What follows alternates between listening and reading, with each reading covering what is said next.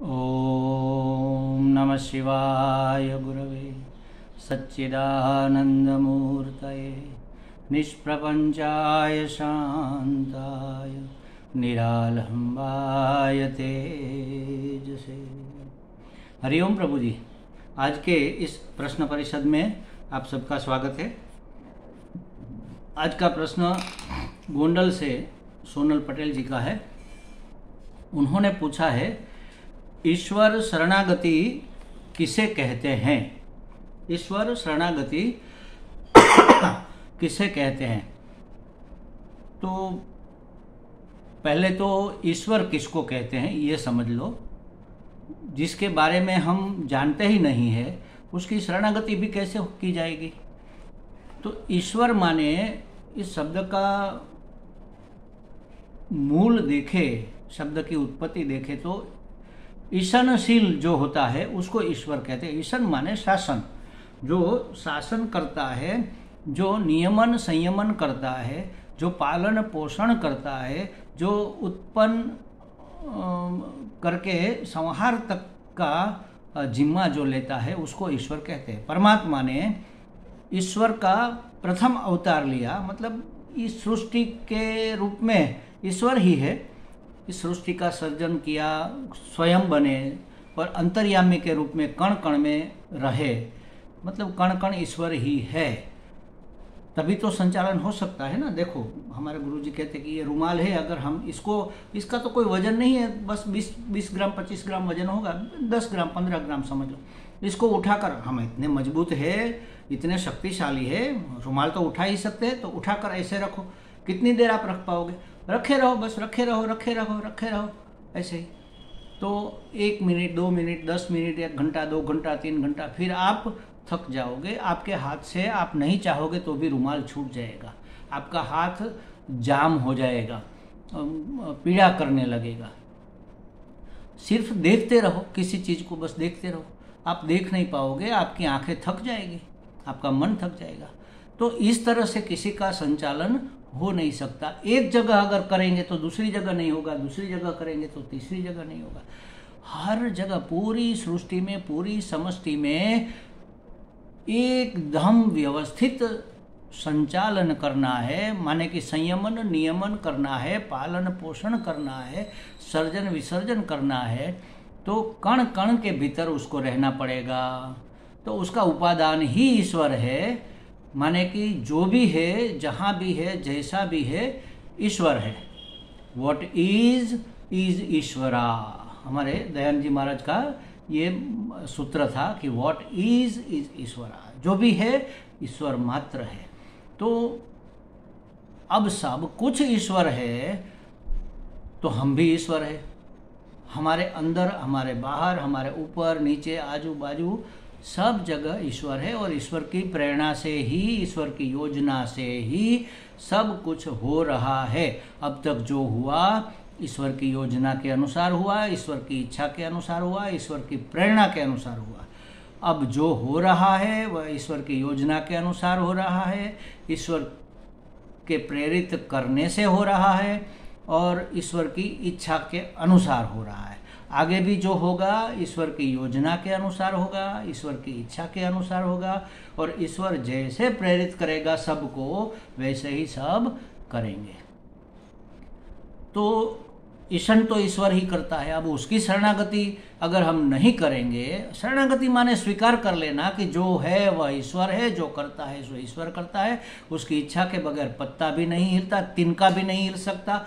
इस बात को सिर्फ बोलना नहीं है, जानना ही नहीं है, मान भी लेना है, मन से मान लेना है, बुद्धि में स्वीकार कर लेना है, तभी हमारी शरणागति फलीभूत होगी। अब शरणागति का अर्थ समझ लो, जो उसकी शरण में हो गया, माने कि अब जो करोगे आप करोगे, हमारा कोई सामर्थ्य नहीं है। शरणागति तभी स्वीकार होती है जब हम अपने आप को असमर्थ समझते हैं। जिस जिस चीज में हम अपने आप को असमर्थ समझते हैं, शक्ति के अर्थ में हम असमर्थ है, समझ के अर्थ में हम असमर्थ है, पहुंच के समझ में हम असमर्थ है, ताकत के रूप में हम असमर्थ है, पैसे, धन, दौलत और संबंधों के रूप में हम असमर्थ हैं। जहाँ जहाँ हम असमर्थ हैं वहाँ हमने ईश्वर की शरणागति को स्वीकार करना है, और वहीं पर ही हम कर सकते हैं। जब तक हम अपने आप को समर्थ मान रहे हैं तब तक कहते हुए भी शरणागति होगी नहीं होती हमारी शरणागति। इसका कारण यही है कि हम अपने आप को अभी भी शक्तिमान, समर्थ समझ रहे हैं कि नहीं हम कर लेंगे, हमसे हो जाएगा, हम तो कर ही पाते। अरे आप क्या समझते हो, हम नहीं जानते क्या? मतलब कि बुद्धि पर हमारे समर्थ होने का हमें विश्वास है, बुद्धि पर हमें विश्वास है। नहीं, हमारे में अक्ल है, हम जानते हैं सब, हम नहीं जानते वो भी जान लेंगे और कर लेंगे। अरे क्या कर लोगे महाराज, हमारे हाथ में एक क्षण भी नहीं है, एक कण भी नहीं है, एक विचार का एक तरंग भी हमारे हाथ में नहीं है। जो भी है परमात्मा की शक्ति से, उसके सामर्थ्य से होता है। ये बात जब तक हम नहीं जान पाएंगे और जब तक जानने के बाद मान नहीं पाएंगे तब तक शरणागति नहीं होगी। बोलने से तो बोल देते हैं कि हे भगवान हम आपकी शरण में, तन मन धन सब है तेरा प्रभु, तन मन धन सब है तेरा, क्या लागे है मेरा, ओम जय जगदीश हरे। प्रार्थना कर दिया भगवान को अर्पण कि भगवान तन मन धन सब तेरा है, मेरा तो क्या है, मेरा तो कुछ है ही नहीं, जो है सब तेरा है। अब अर्पण कर दिया, फिर दूसरे दिन आए मंदिर में और फिर से अर्पण किया, तन मन धन सब है। अरे भाई कल तो अर्पण करके गए थे, जो भी है सब तेरा है ऐसा तुमने कह दिया, तो आज तुम्हारे पास नया कहाँ से आ गया? एक बार तो दे दिया, दिया हुआ बार बार थोड़े दिया जाता है। मतलब कि दिया ही नहीं था, कल हमने सिर्फ बोला था, दिया नहीं था। सब कुछ तो मेरा है, लेकिन कहने के लिए कह देते हैं कि सब तेरा है। बस सब तेरा कर देना नहीं, मान भी लेना कि सब उसी का है। सब माने सब सामर्थ्य भी उसी का है, सब वस्तु व्यक्ति पदार्थ तो उसके है ही है, लेकिन सब सामर्थ्य भी, विचार करने का सामर्थ्य किसमें है? अगर हमारे में विचार करने की ताकत होती तो हम सद्विचार ही करते, या तो अपने लाभ के जो विचार है वही करते।